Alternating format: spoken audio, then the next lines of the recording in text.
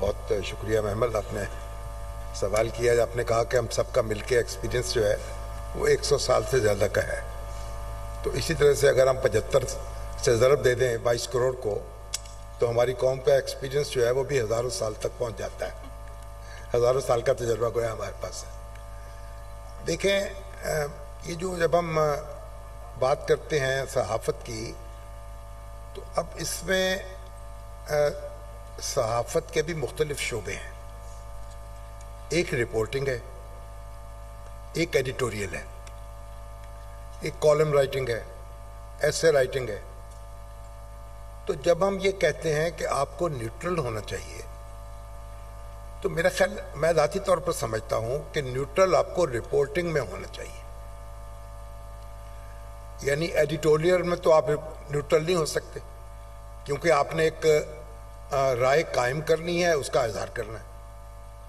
इसी तरह जब आप मजमून लिखेंगे, जब आप आर्टिकल लिखेंगे, तो उस वक्त भी आप न्यूट्रल नहीं होंगे, क्योंकि आपको एक राय तो जाहिर करनी है ना अपनी, उसके हक में दलाइल देने हैं।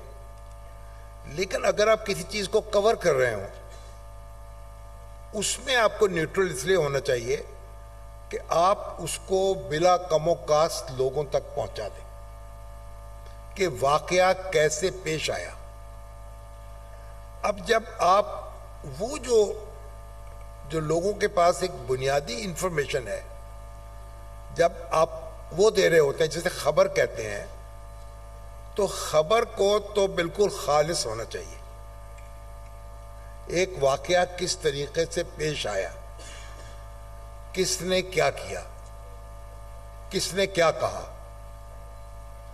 अगर आप इसको दयानतदारी से रिपोर्ट नहीं करेंगे, तो फिर इसके बाद इसके ऊपर जो राय कायम होगी या इसके जो नताइज निकलेंगे, वो भी फिर वो नहीं हो सकेंगे जो कि निकलने चाहिए। तो मेरा ख्याल ये है कि जब हम लफ्ज़ न्यूट्रल इस्तेमाल करते हैं, तो ज़्यादा लफ्ज़ वो जो इस्तेमाल करते हैं वो खबर की रिपोर्टिंग में न्यूट्रल का लफ्ज़ इस्तेमाल करते हैं, उसे ऑब्जेक्टिव होना चाहिए। तो बाकी तो देखिए, अच्छा, जहाँ तक राय के इजहार का ताल्लुक है, हम एडिटोरियल लिखते हैं और उसमें, यानी मैं प्रिंट की बात कर रहा हूँ इस वक्त, लेकिन जैसे आप टीवी शो करते हैं, उसमें आप एनालिसिस कर रहे हैं, और एक है एंकर हैं आप जो सवाल उठा रहे हैं, दोनों में फर्क है। तो जब आप एनालिसिस करेंगे तो अपने दलाइल देंगे, अपना नतीजा निकालेंगे। तो उस वक्त ये एक्सपेक्ट करना कि आप हर एक के साथ एक ही तरीके से मामला करें, मुमकिन नहीं होगा। हाँ, ये है कि आपको अपनी बात दलील से करनी चाहिए। जो फैक्ट्स आप पेश करें वो कलर्ड नहीं होने चाहिए या डिस्टॉर्टेड नहीं होने चाहिए। और जिस तरीके से एक वकील जो है वो अदालत के सामने खड़ा होके एक अपना मौक़िफ़ पेश करता है, उसी तरीके से आपको अपनी बात करनी चाहिए। अब देखिए, बड़ी एक दिलचस्प बात है ये, अगर आप किसी अदालत में जाए, उसकी कार्रवाई सुने, तो आप देखेंगे कि FIR एक होती है, उसके बाद गवाह एक होते हैं।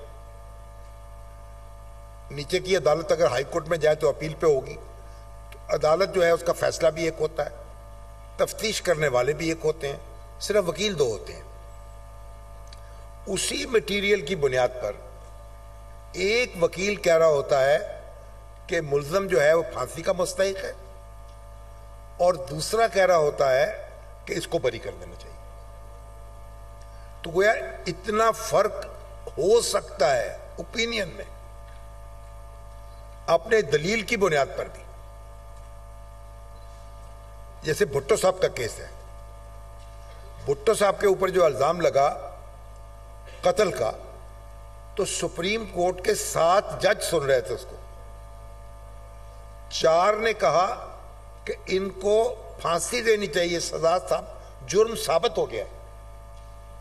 3 ने कहा, यह नहीं कहा उम्र कैद होनी चाहिए, 3 ने कहा बरी कर देना चाहिए, इस पे जुर्म साबित नहीं हुआ। यानी 3 जजों की राय थी, उसी पे लिखी हुई है, सारे आर्गुमेंट्स मौजूद हैं, और ये हर मुकदमे में यही होता है, फरीकैन के आर्गुमेंट्स मौजूद होते हैं। तो उसी तरीके से हम एक मुख्तलिफ ओपिनियन कायम कर सकते हैं, एक मटेरियल की बुनियाद पर, वाकयात की बुनियाद पर, शवाहिद की बुनियाद पर, लेकिन हमें उसको इजहार जो उसका है वो दलील के साथ करना चाहिए और दूसरे की बात सुनने के लिए भी तैयार रहना चाहिए। अच्छा, खैर भुट्टो साहब के ऊपर तो शामी साहब ये अब तो खैर सभी कहते हैं कि जुडिशियल मर्डर के ऊपर इवन जुडिशरी भी उसके ऊपर वो तो एक और चीज है ना, जी जी, लेकिन जो लिखा हुआ फैसला है उसकी बात कर रहा हूँ।